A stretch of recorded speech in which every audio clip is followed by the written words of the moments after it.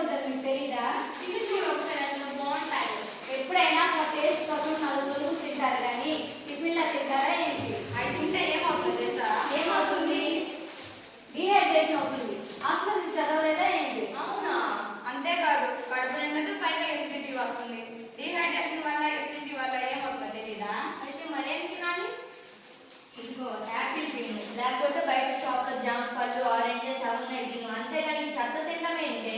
అసలు అవి బాగుంటే బాగుంది. ఇవి ఒకసారి అవి నచ్చకపోతే ఇంటి దగ్గర నుంచి తెచ్చుకొని తినాలి కానీ ఈ ప్యాకెట్స్ తినడం ఏంటే? నేను చెప్పిన మాట వినండి, అవి తినొద్దు. యాపిల్లో ఏ విటమిన్స్, పుష్కలంగా సి విటమిన్స్ కూడా ఉంటాయి. జామకాయ, ఆరెంజ్లో సి విటమిన్, ఫైబర్స్ ఉంటాయి. ఇవి మన శరీరానికి ఎంతో మేలు చేస్తాయి. ఈ వేరుశనగ ముద్ద గింజలు, దీంట్లో ప్రోటీన్స్, ఐరన్ ఉంటాయి. మన శరీరానికి ఎంతో మేలు చేస్తాయి. మరి ఏంటి కూల్ డ్రింక్సా?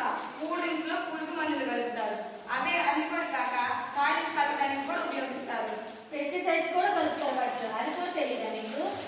ఆ ప్యాకెట్ లైవ్ ఇవి 5 రూపాయలకు వస్తున్నాయి అంటే దీంట్లో ఎంత చీప్ పదార్థాలు కలుపుకుంటాయో ఆలోచించండి ఒక్కసారి. ఇది తినడం వల్ల ఎంత ఆరోగ్యానికి హానికరం. ఇప్పటికైనా మానండి, ఇవి తినొద్దు.